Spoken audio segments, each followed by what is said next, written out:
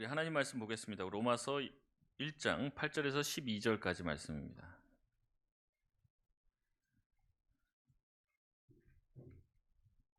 신약성경 로마서 1장 8절에서 12절까지 말씀을 교독하며 읽고 마지막 절 함께 읽도록 하겠습니다. 먼저 내가 예수 그리스도로 말미암아 너희 모든 사람에 관하여 내 하나님께 감사함은 너희 믿음이 온 세상에 전파됨이로다. 내 아들의 복음 안에서 내 심령으로 섬기는 하나님이 나의 증인, 항상 기도에 쉬지 않고 너희를 말하노라. 어떻게 하든지 이제 하나님의 뜻 안에서 너희에게로 나아갈 좋은 길 얻기를 구하노라. 어떤 신령한 너에게 나눠주고 너희를 경고하게 하려 합니다. 함께 읽겠습니다. 이는 곧 내가 너희 가운데서 너희와 나의 믿음으로 말미암아 피차 아니함을 얻으려 함이니라. 아멘. 우리 앞뒤 좌우에 있는 성도들에게 인사해 보도록 하겠습니다. 잘 나오셨습니다. 잘 나오셨습니다. 네, 잘 나오셨습니다. 네. 오늘은 로마서 강의 두 번째 시간인데요. 2주 전에 첫 번째 시간을 했습니다. 그래서 저도 가끔은 어제 한 설교도 기억이 안 납니다. 여러분은 오죽하시겠습니까? 2주 전의 일은 기억이 전혀 없으시죠. 그래서 제가 간단하게 요약의 말씀을 드리고 그 다음에 오늘 본문 말씀을 같이 나누도록 하겠습니다.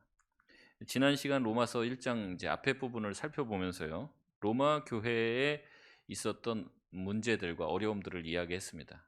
그 로마 교회가 이방인 그리스도인과 유대인 그리스도인과 이제 갈라져서 서로 이제 다툼이 있었고요. 그것을 이제 걱정한 이 사도 바울은 너희들이 한 하나님, 하나님 아버지, 한 복음을 들어서 너희가 하나인데 왜 너희들이 사소한 문제도 인하여서 분열하느냐라는 권면을 하며 이제 복음의 내용들을 쭉 설명을 해주고요. 특별히 은혜와 평강이 너희 가운데 있기를 원하노라. 내가 그렇게 늘 기도하겠다라는 이 권면의 말씀을 담았습니다. 오늘 본문의 내용은 그 뒷부분에 나온 내용입니다. 우리 8절을 이렇게 시작하는데요. 우리 8절 말씀 다 같이 다시 한번 읽겠습니다. 시작. 먼저 내가 예수 그리스도로 말미암아 너희 모든 사람에 관하여 내 하나님께 감사함은 너희 믿음이 온 세상에 전파됨이로다. 아멘. 바울은 먼저 로마 교회를 생각할 때 하나님께 참 감사할 일이 많다 이렇게 이야기하면서 무엇이 감사한지를 얘기하는데 그것이 너희 믿음이 온 세상에 전파되었다라고 말하고 있습니다. 여기서 보통 우리가 전파된다라고 하면 믿음이 전파됐다라는 표현을 잘 쓰지는 않잖아요. 보통 뭐가 전파됐다고 합니까? 복음이 전파됐다, 뭐 말씀이 전파됐다 이런 식의 말을 많이 쓰죠. 근데 여기서 특별히 믿음이 전파됐다라고 이야기하고 있는 거예요.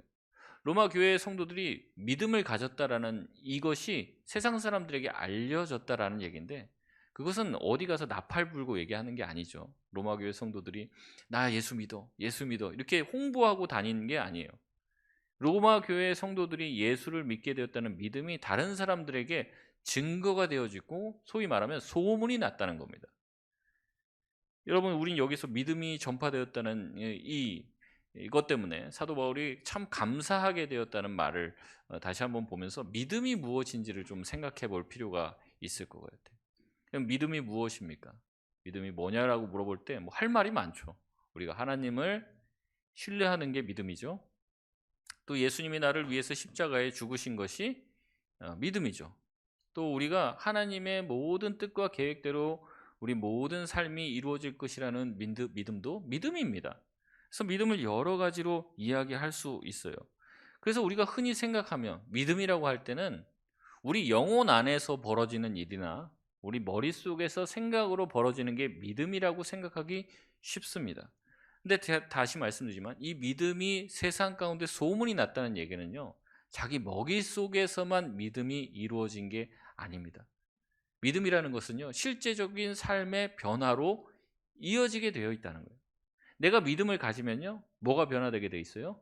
내 삶이 변화되는 거예요. 내 행동이 변화되고 내 언어가 바뀌게 되는 거예요.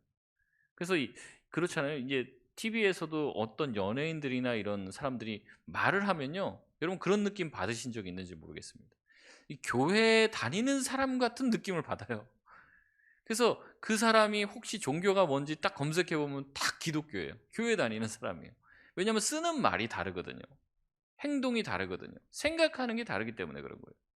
그래서 이런 행동과 삶의 모습들, 예수 믿은 사람만이 가지고 있는 행동과 삶의 모습들이 이 로마에 소문이 났다는 거예요. 이것 때문에 사도 바울이 감사하다 이렇게 이야기를 합니다. 여러분 이것이 바로 전도의 가장 중요한, 가장 근본적인 원리예요. 1세기 그리스도인의 하루 이야기라는 책이 있습니다. 그 책에 보면은 초대교회 시대의 복음이 어떻게 로마 사회 가운데 전파되었는지를 소개하는데요. 그 당시에는 이 로마 시대에는요, 특별히 이제 여자를 굉장히 이렇게 좀 이렇게 하대하는 그런 문화가 강했습니다. 뭐 여성 성도분들이 많이 계신데 불편하실 수는 있는데 그 당시에 여자를 남자의 액세서리 정도로 취급을 했고요. 여자는요 호적에 올리지 않고 어디에 올렸냐면 자기가 가지고 있는 재산 목록에 여자를 올렸습니다. 그래서 가축, 그다음 노예, 그다음 여자였어요. 그 정도로 생각을 했습니다. 결혼이라는 것은 아버지의 손에 있는 여자가 이제 남편의 재산 목록으로 넘어가는 거예요. 이제 뭐 결혼을 하면서 이제 지참금을 주잖아요. 이것은 일종의 거래입니다. 돈을 받고 자녀를 파는 거예요. 이런 식의 대우를 받았던 게 그 당시 여자의 실제적인 어떤 삶의 사람들의 대우였습니다. 그래서 여자는요 고등교육을 받지 못했고요. 글자를 잘 몰랐습니다. 그래서 남들과 대화할 때 또 특별히 자기 남편과 자기 주변에 있는 다른 사람들과 대화할 때 어려움을 많이 느꼈어요. 왜냐면 고등교육을 받지 못하고 학교를 다니지 못했기 때문에 남자들이 하는 뭐 얘기들이 그 당시 굉장히 철학이 발달해서 맨 남자들이 모이면 소크라테스가 뭐라고 하더라. 지금으로 모이면 뭐 남자들 자꾸 모이면 정치 얘기들 많이 하시잖아요. 근데 껴들 수가 없는 거예요. 남자들끼리 모여서 철학 얘기를 하고 막 세상 돌아가는 얘기를 하는데 여자들은 글도 모르고 고등교육도 받은 적이 없으니까 대화 상대가 되지 않습니다. 그러니까 남자들이 항상 뭐라고 생각했냐면 여자는 말이 안 통한다. 이렇게 생각하고 무시를 했어요. 아는 게 없다. 똑똑하지가 않아. 아주 멍청해. 이렇게 생각했어요. 그 교육을 받지도 못했는데도 그렇게 무시를 했다는 거죠. 그래서 이 남자들이요. 그 로마 시대 남자들이 자기들끼리만 말이 통하는 거예요. 그래서 자기들끼리 말이 통하고 자기들끼리만 얘기만 하다 보니까 어떻게 하냐면 자기들끼리 정을 통하게 됩니다. 그래서 이 로마 시대에 특별히 동성애가 굉장히 왕성하게 일어났는데 남자 동성애가 일어났는데 그 이유 중에 하나가 바로 이 이유예요. 자기가 대화가 통하는 사람이랑 정을 통하게 되고 이런 것들이 이 대중 목욕탕을 중심으로 일어나게 된 거예요. 거기서 많은 대화들을 하고 거기서 새로운 남자들을 만나고 그들과 말이 좀 통한다고 하면은 그것이 이제 동성애로 이어지는 일들이 굉장히 많이 이어졌습니다. 그래서 대중 목욕탕에 모이면 남자들이 하는 얘기가 자기 아내 욕하는 거예요. 그래서 우리 아내가 이렇게 멍청하다. 누가 못났나 이거 대화하는 겁니다. 우리 아내는 내가 이거 시켰는데 이것도 못하더라. 내가 이런 말 했는데 이것도 이해를 못하더라. 이런 대화를 대중 목욕탕에서 하는 거예요. 근데 이런 대화가 이루어지는데 한 그리스도인이 손들고 얘기하는 거예요. 나는 그렇게 생각 안 해. 내 아내는 참 지혜로워. 어떨 때 보면은 나보다 말하는 게 더 지혜롭고 행동하는 거나 판단하는 게 나보다 더 내가 고등교육 받고 내가 좋은 대학 나왔잖아. 근데 나보다도 훨씬 나은 것 같아. 이런 얘기를 하는 거예요. 다 여자들 욕하고 있는데 한 명이 자기 아내를 칭찬하는 거예요. 그럼 그거를 이제 요새 그 청년들 얘기하는 거로 갑분싸라고 합니다. 갑자기 분위기가 이제 싸해진 거죠. 갑자기 이거 뭐야? 왜 저런 얘기를 하지? 사람들이 갑자기 싸해진 그 분위기 속에서 아무 말도 안 하고 있는 거예요.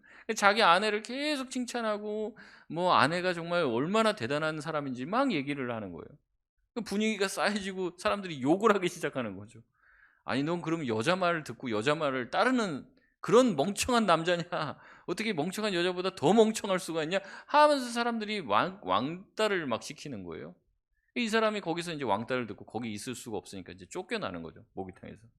근데 어떤 사람이 쫓아나와요.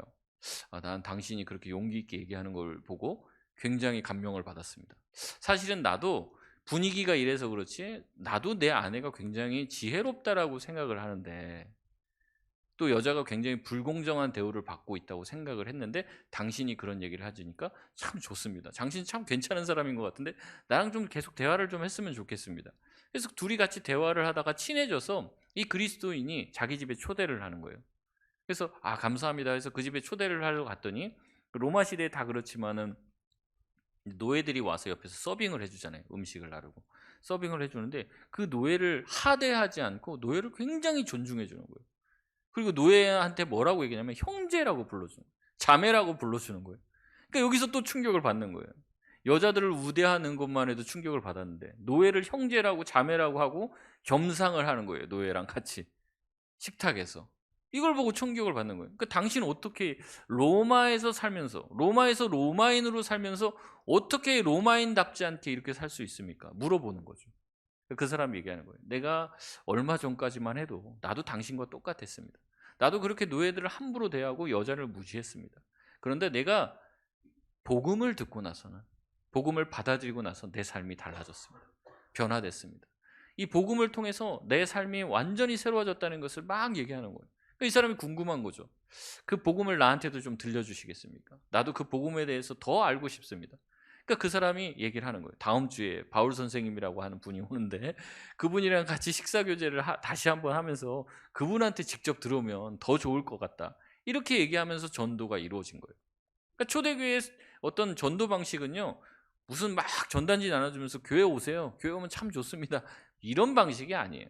어때요? 변화된 삶, 변화된 언어와 변화된 생각을 가진 사람들이 그냥 자기 삶을 살아가는 거예요. 근데 자기 삶을 살아가니까 어때요? 세상 사람들과 다를 수밖에 없잖아요. 그러니까 그 다른 것에 대해서 호기심을 가지게 되고 호감을 느낀 사람들이 나도 당신이 사는 그 삶의 방식대로 살고 싶습니다. 당신이 어떻게 이런 삶을 살 수 있습니까? 내가 교회 가서 복음의 말씀을 듣고 하나님의 말씀을 듣고 이렇게 변했습니다를 얘기하면 나도 그럼 교회의 멤버가 되고 싶은데요. 나도 그 교회 한번 다니고 싶은데요. 이런 소문이 나서 사람들이 예수를 믿게 되어지는 일들이 초대교회, 로마 시대에 복음 전파되는 아주 기본적인 원리였다는 거예요. 여러분, 이런 원리는요, 단순히 이 로마 시대에만 일어나는 것이 아닙니다. 지금도 현지의 선교사들이 선교하는 현장에서도 일어나는 방식이에요. 여러분이 만약에 이슬람권에 또 이제 사회주의 국가나 공산주의 국가에 여러분이 선교사로 파송이 됐다고 한번 생각을 해보십시오. 그럼 거기서 어떻게 전도하실 거예요? 막 확성기에다가 막 예수 천당 불신지옥 하실 거예요? 아니면 뭐 전도지를 돌리겠습니까? 전도지 돌리다 걸리면 어떻게 돼요? 바로 추방당해요. 바로. 여러분, 어디서 그런 곳에서 기독교에 대해서 적대적인 곳에서 어떻게 복음을 전하시겠냐는 거죠. 다른 방법이 아닙니다. 거기서 그냥 사는 거예요. 그 지역에서요, 그리스도인으로서 사는 거예요. 그럼 사람들이 뭐라고 생각합니까? 좀 뭔가 다르잖아요. 다르게 살잖아요. 그러니까 거기에 대해서 호감을 느끼고 당신 외국인이라서 그렇게 다르게 사는 거예요? 아니면 무슨 이유가 있습니까? 딴 사람들은 다 이렇게 자기 것들을 움켜쥐려고 하는데 당신 보니까 자꾸 베풀어주고 자꾸 자기 일을 희생하고 힘든 일만 먼저 하려고 하고 참 당신 희한합니다. 왜 그렇게 사세요? 물어보는 거죠. 나도 원래 당신처럼 이기적으로 살았습니다. 그런데 내가 예수를 믿고 나서 예수를 알고 나서는 내가 이렇게 헌신적이고 희생하며 섬기며 살게 되었습니다. 이게 뭐예요? 자기 믿음이 전파되는 거죠. 믿음이 전파되는 게 바로 이런 것이에요. 삶이 전파되는 거고요. 믿는 사람들의 삶의 모습이 드러나서 소문이 나게 되는 거죠. 그래서 그 사람들이 기독교 공동체의 매력을 느끼고 교회 안으로 들어오게 되는 것이 아주 복음 전파의 기본적인 원리예요. 뛰들어오고 나가서 예수 천당 불신지옥 그렇게 외치는 게 복음의 기본적인 복음 전파 방식이 아니고 가장 중요한 것은 예수 믿은 사람의 변화된 삶, 변화된 믿음을 통해서 예수 믿게 되어지고 교회 안으로 사람들이 들어오게 되더라는 겁니다. 여러분, 그냥 예수를 믿고 그냥 사는 게 아니에요. 우리가 예수를 믿는 그 믿음, 변화된 믿음을 증거하면서 살아갈 때 우리의 믿음을 묻는 사람들이 생기게 되고 우리가 사는 방식이 세상과는 다르기 때문에 교회 안으로 들어오려고 하는 그런 마음을 가지게 된다는 거죠. 여러분, 그렇기 때문에 우리가 예수를 정말로 믿었다면요, 우리의 삶과 우리의 인생을 살아갈 때 반드시 우리 주변으로부터 이런 얘기를 듣게 돼야지 정상입니다. 당신 뭔가 다르다. 당신 뭔가 다른 것 같다. 우리랑은 좀 틀린 것 같다. 이런 얘기를 듣는 게 정상이에요. 만약에 이런 이야기들을 듣지 못했다. 믿지 않는 사람이랑 여러분이 사는 삶의 지향점이랑 여러분의 가치관이나 생각과 여러분이 사는 삶의 모습이 믿지 않는 사람이랑 거의 비슷하다면요, 죄송하지만 여러분은 가짜일 가능성이 있습니다. 믿는 사람과 안 믿는 사람의 차이는 얼마나 크냐면요, 천국과 지옥 차이만큼이나 격차가 있어요. 우리가 예수를 믿고 예수 그리스도를 주인으로 믿고 그분을 닮아가는 삶을 살아가는데 어떻게 세상과 비슷할 수가 있어요? 세상과 다른 게 하나도 없을 수가 있냐 말이죠. 우리가 주님을 믿고 주님을 따라가는 이 믿음을 가졌다는 건요, 일주일에 한 번 교회 가는 것을 의미하지 않습니다. 믿음은 변화된 행동이고요, 믿음은 드러납니다. 믿음은 보여지는 겁니다. 그래서 드러난다니까요. 제가 말씀드리자면 TV 보면서도 그 연예인이 인터뷰하는 그 장면을 통해서도 드러난다는 거예요. 그 사람 믿음이 있는지. 여러분, 믿음은 공중에 붕 떠 있는, 우리 머릿속에만 존재하는, 우리 영혼 속에만 있는 것이 아닙니다. 우리의 삶으로 드러나는 것이 바로 진짜 믿음입니다. 로마 교회는 이런 믿음을 소유하고 있었던 사람들이에요. 그래서 온 세상에 그들이 예수를 믿고 다른 가치관을 살고 있다는 것이 로마 전 지역에 소문이 났던 거예요. 예수를 믿는다는 그 사실과 그들의 믿음이 많은 사람들에게 칭송을 받게 했고 많은 사람들로 하여금 복음 안으로 들어오게 했다는 거죠. 여러분, 이러한 현상들은 초대교회의 한결같은 현상입니다. 사도행전 2장 47절에 보면 이렇게 말하고 있습니다. 우리 같이 한번 읽어보겠습니다. 시작. 하나님을 찬미하며 또 온 백성에게 칭송을 받으니 주께서 구원받는 사람을 날마다 더하시게 하시니라. 아멘. 예루살렘 교회의 성도들이 예수를 믿었어요. 그리고 다르게 살기 시작했죠. 이것을 보고 백성들이 어떻게 해요? 칭송하는 거예요. 칭송. 안 믿는 사람이 예수 믿는 사람들을 칭찬하게 된다는 것이죠. 이것이 무엇으로 이어지게 됩니까? 하나님이 구원받는 사람을 날마다 더하게 하시는 일로 이어지게 되는 거예요. 바라기는 우리 송파동 교회의 믿음이 소문이 나길 바랍니다. 우리의 믿음이 온 세상에 전파되길 원합니다. 지금까지도 잘했어요. 하지만 지금으로 만족해서 되겠습니까? 안 되겠죠. 우리의 믿음이 더 잘 전파될 수 있도록 더 믿음대로 살아야 될 줄 믿습니다. 우리가 믿는 것과 우리의 삶이 달라서는 안 돼요. 우리의 믿음이 우리 삶에 잘 배어 나와야 돼요. 그래서 뭔가 세상 사람들과 다른 구별된 모습을 가지고 살아갈 때 주의 복음이 전파되고 예수 그리스도를 믿는 사람들이 늘어나게 된다는 겁니다. 바울은 계속해서 9절 10절에 이렇게 말합니다. 우리 같이 한번 읽어보겠습니다. 9절 10절입니다. 시작.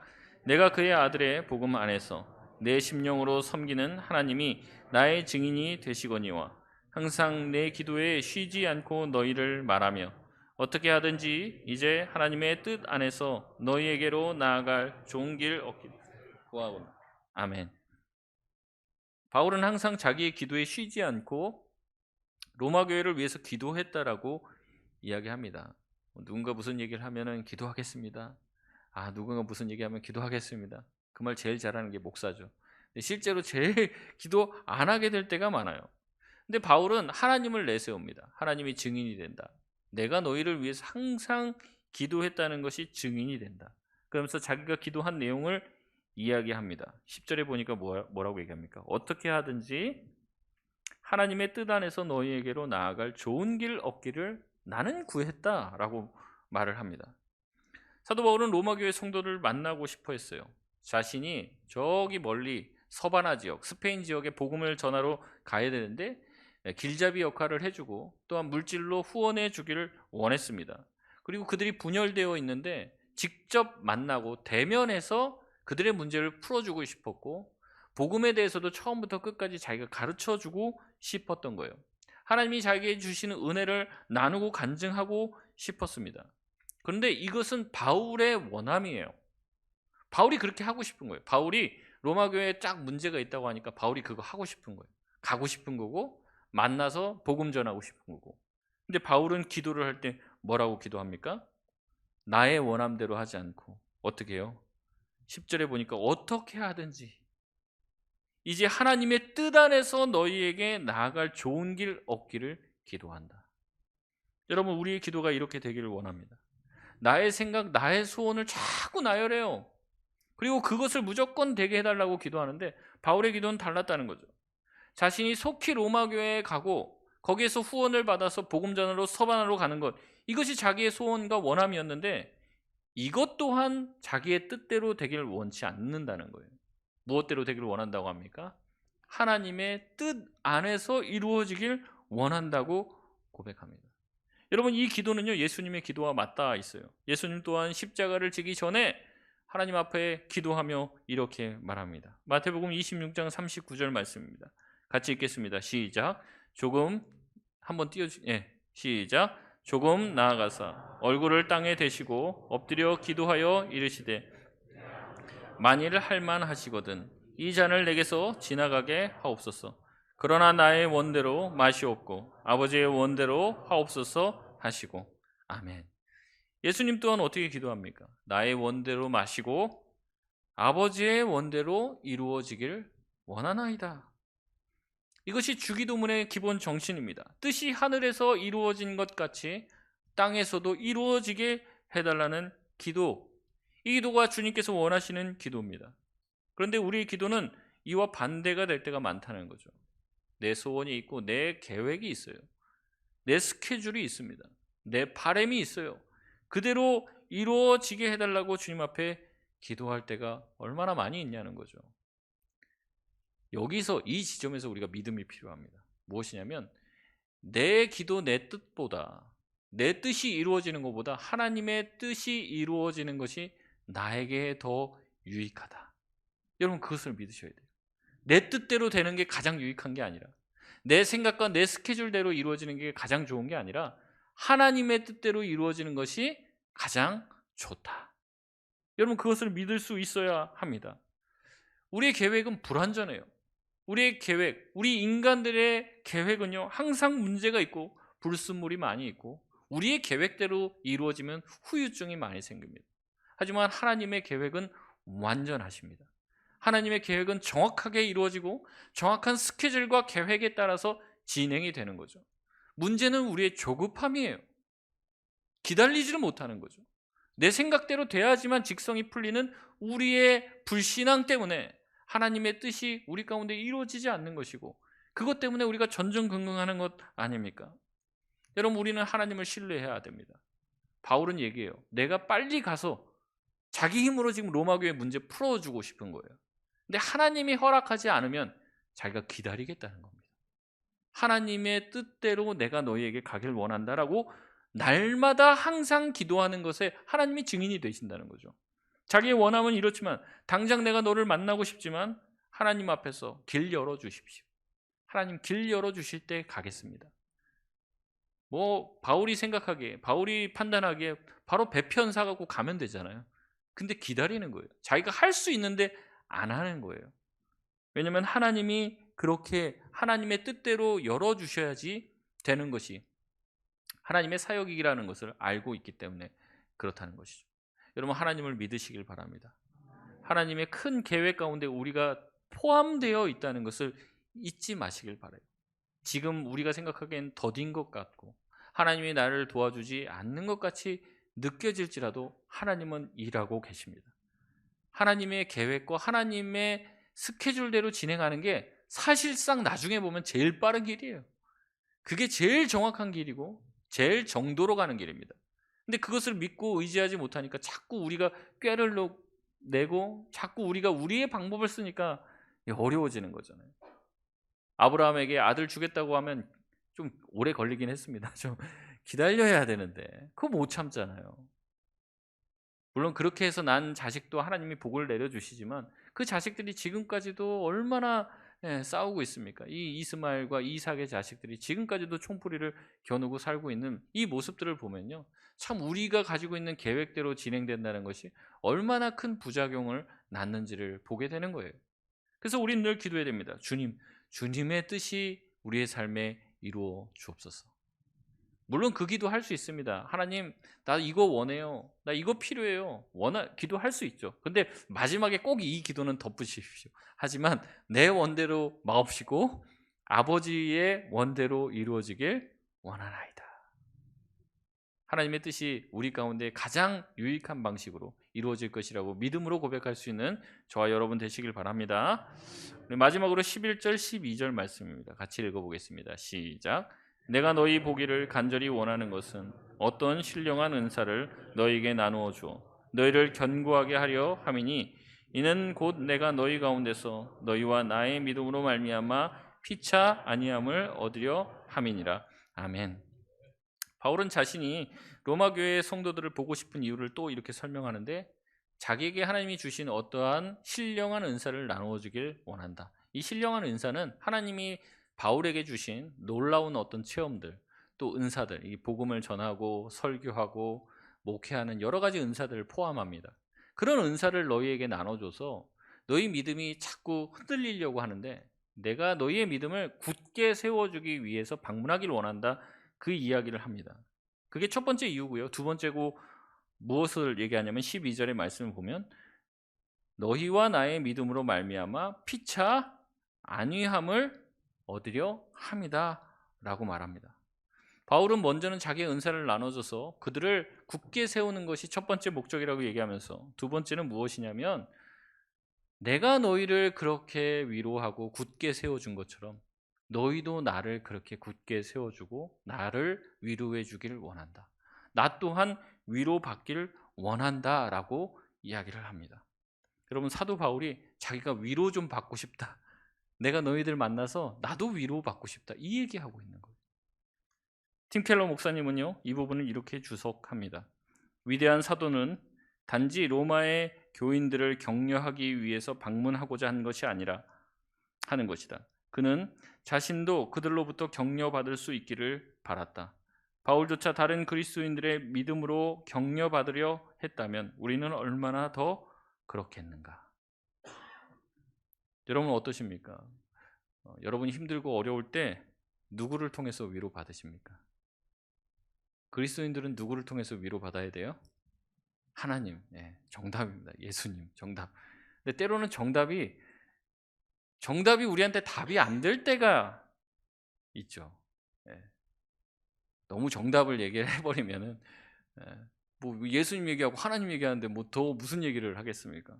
근데 우리가 사람들에게 하소연하고, 우리가 또 이제 오후 찬양 예배 시간에 구역 예배로 이제 오늘 이제 매달 마지막 주 이렇게 모이기로 했는데, 우리가 구역 예배를 이렇게 모여서 우리의 기도 제목을 나누고 내 삶의 형편의 어려움들을 나누는 이유가 뭐예요?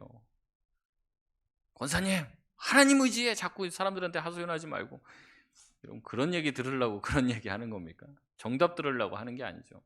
우리가 그런 얘기 하면은 공감해주고, 그래 많이 힘들었겠네요, 우리가 함께 기도합시다. 그래서 우리가 서로에게 뭐가 되기를 원하는 거예요? 위로가 되고 위안이 되고 안위함이 돼야 하는 것이죠. 정답을 몰라서 그런 얘기 합니까? 여러분, 하나님은 늘 우리를 위로하시고 우리에게 위로하시는 분이시죠. 여러분, 하나님 사람 보지 말고 하나님에게 위로 찾으십시오. 그 얘기는 제가 이 강단 앞에서 하는 걸로 족합니다. 여러분끼리는 그런 얘기 하지 마세요. 여러분끼리는요, 어떻게 하냐면 위로해 주셔야 돼요. 힘들다고 하면 그 도닥거려 주셔야 한다는 거죠. 힘을 내세요. 내가 기도할게요. 집사님 더 어려운 거 있으면 나한테 얘기해. 여러분 혹시 돈 조금 남는 거 있으십니까? 그럼 그 힘들고 어려우신 분 주세요. 혹시 이번 설에 용돈 자녀들한테 많이 받으셨으면 푸시라고요. 자꾸 이렇게 하지 말고 나눠야 돼요. 자꾸 나누고 격려하고 위로하고 세워줘야 하는 것이죠. 여러분, 사도 바울 얼마나 위대한 사도입니까? 근데 이렇게 얘기하는 거예요. 자기가 뭐라는 거예요? 로마 교인들한테 위로받고 싶다는 얘기하는 거예요. 여러분, 바울은요 목회자입니다. 목회자가요 보면은 잘 끝까지 가시는 분도 있지만 가다가 중간에 그만두시거나 이제 소위 이제 낙마하시거나 또 스스로 목회의 길을 포기하시는 분들도 많이 봅니다. 저도 만나고 대화를 나누다 보면요, 그분들이 무슨 하나님이 섭섭하게 해서 무너진 게 아니에요. 대부분 그들이 목회를 잘 하시다가 어느 날 갑자기 우리 눈에 보기엔 그렇죠. 어느 날 갑자기 목회를 포기하시고 그만두시는 모습들 보면 다 그런 거예요. 성도들한테 상처받고 쌀쌀맞게 얘기하고 가시돋친 말하는 것 때문에 그게 마음에서 치유가 되지 않아서 하나님 앞에서 그렇게 기도하는데 이게 치유가 안 되는 거예요. 그래서 막 그 문제 가지고 또 딴 사람한테 가서 상의를 하는데 너는 목회자가 돼갖고 그거 하나 하나님 앞에서 해결을 못 받냐고. 이 말이 더 상처가 되는 거예요. 그래 나 목회자인데 왜 난 이 말, 이 가시돋친 말 하나를 내가 받아들이지 못해갖고 왜 내가 이렇게 전전한 거야? 내가 목회자인데. 그래서 하나님 앞에서 더 마음이 깨져갖고 목회 그만해야겠다. 이런 길로 간다는 거예요. 여러분 제가 다시 말씀드리잖아요. 목회자도 사람입니다. 사람이라서 실수도 많아요. 부족한 것도 많죠. 근데 그거 하나 일일이 다 따지면서 평가하면서 그렇게 힘들게 하면은 훌륭하고 위대하신 목사님들 많죠. 그런 목사님들과 비교하면서 자꾸 공격하면 어때요? 아니 당장이라도 그만두고 싶은 마음이 드는 거죠. 그게 사람이에요. 대단한 사람이 아니라는 거죠. 근데 목회자가 힘 없는 것도요. 사람 때문에 없게 되더라고요. 새벽에 최근에 또 눈도 많이 오고 그러는데 새벽기도 끝나고 나서 눈이라도 쓰려고 나가보니까 이미 벌써 몇몇 성도님들이 나가서 쓰고 있어요. 거기에 위로받는 거예요. 날씨 춥다고 어떤 분이 오셔갖고 교육자들 뭐 이제 순두부찌개 사주시고 그러시더라고요. 그런 거에 위로받는 거죠. 저희를 생각한다는 말 때문에. 예. 지나가다 목양실에 와서 비타 500 주고 가시고 자기 먹어야 될 빵인데 목사님 생각나서 빵 먹으라고 약과 주고 빵 주고 제가 잘 못 먹고 다니는 것 같이 이게 보이는지 모르겠지만 여러분 그런 사람 때문에 힘을 얻고 위로를 얻는 거예요. 하나님이 주시는 위로나 바라봐라. 교회 무슨 사람 보고 다니냐. 하나님 보고 다니지. 여러분 그런 얘기는요. 정답이라니까요. 정답. 그거 몰라서 지금 하는 얘기가 아니에요. 여러분 어떻습니까? 여러분이 힘들고 어려울 때 누구에게 위로를 받고 위로가 되시는 분들을 몇 명이나 여러분 알고 있고 경험하고 있습니까? 우리 교회에서 한번 돌아보세요. 여러분 스스로가. 우리 교회에서 여러분 힘들 때 여러분을 진정으로 위로해주고 힘이 돼주는 우리 성도님들이 몇이 있습니까? 아 우리 교회에서 나는 별로 없는데 난 딴 데서 위로를 더 많이 받는데. 그럼 거꾸로 또 질문해 보겠습니다. 여러분은 우리 교회 성도들 몇 명에게나 위로가 되고 감동이 되고 있습니까? 얼마나 힘들고 어렵고 우리 중에 힘들고 어렵지 않은 사람이 누가 있겠습니까? 사도 바울이 내가 위로받고 싶다고 할 정도면요. 바울보다 대단한 사람 없잖아요. 우리에게 사랑이 필요하지 않고 위로와 격려가 필요하지 않은 사람이 누가 있냐는 거예요. 누가. 그런데도 우리는 위로와 사랑이 되기보다는 상처와 아픔을 줄 때가 많이 있어요.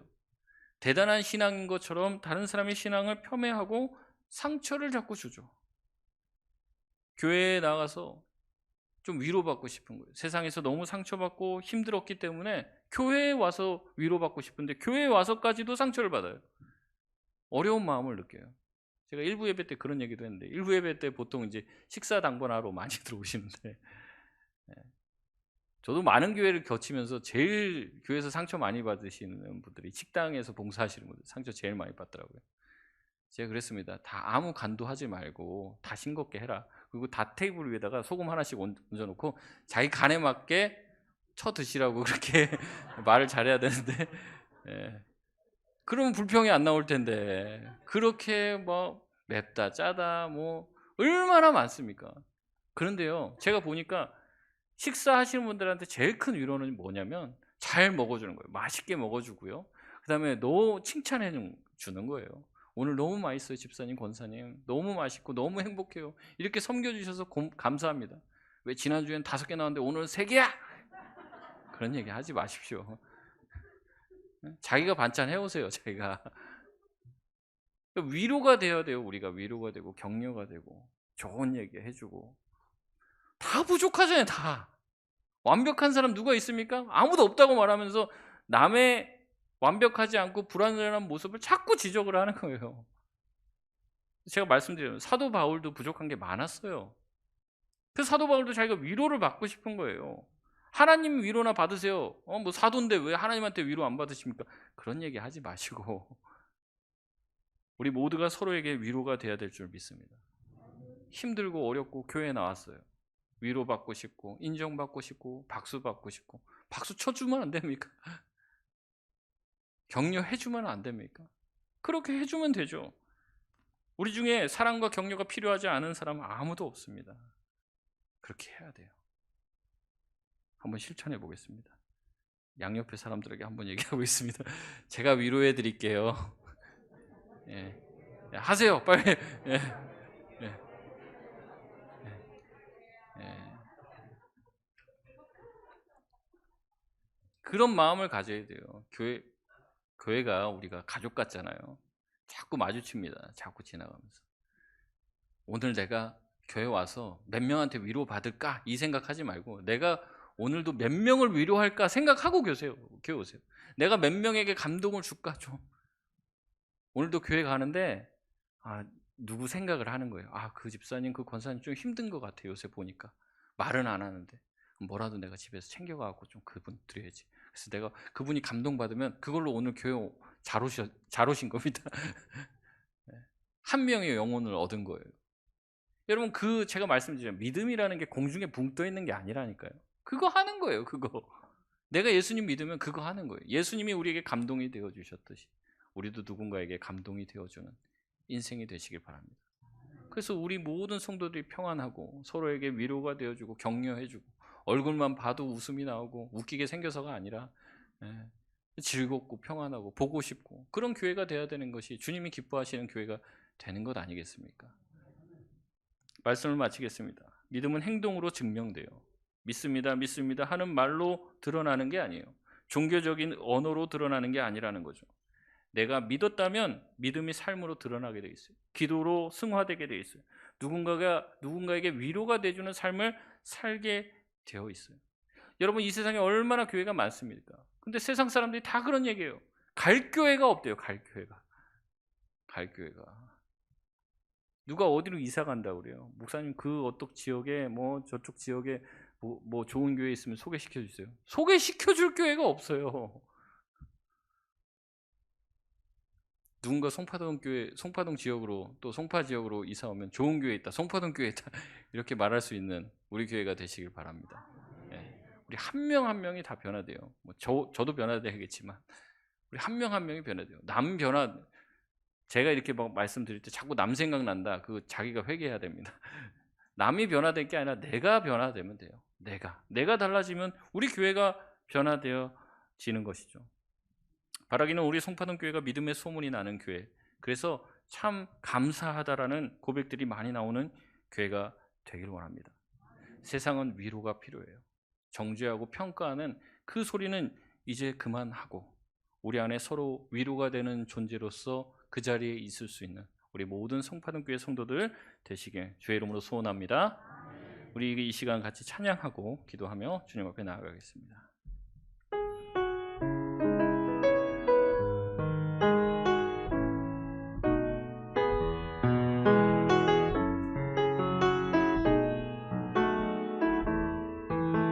사람이 넘치기보다 사랑이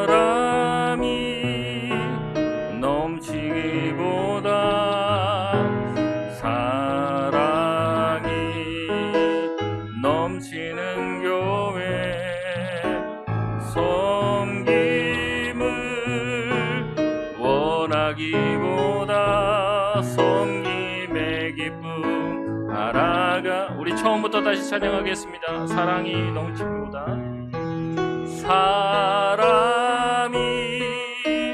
넘치기보다 사랑이 넘치는 교회, 섬김을 원하기보다 섬김의 기쁨 알아가는 교회. 세상이 주목하기보다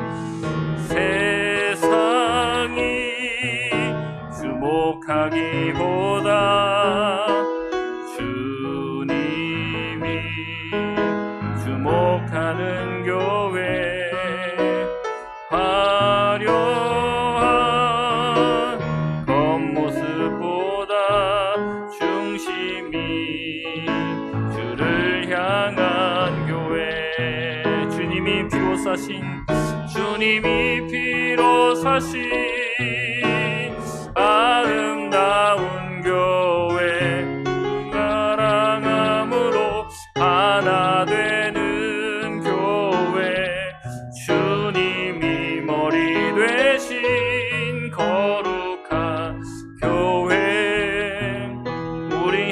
함께 만들어 가요.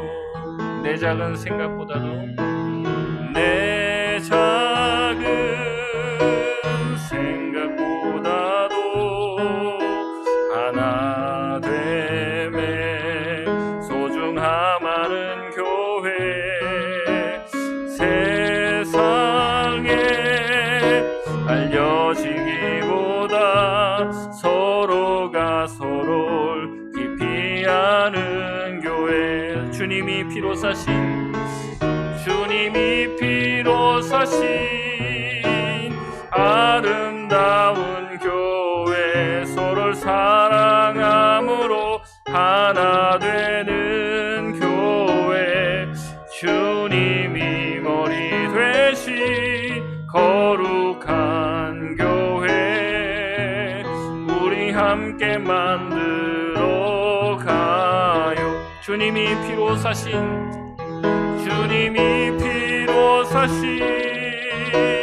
아름다운 교회 서로를 사랑함으로 하나 되는 교회 주님이 머리 되신 거룩한 교회 우리 함께 만들어 가요. 우리 시간 합심해서 기도하겠습니다. 주님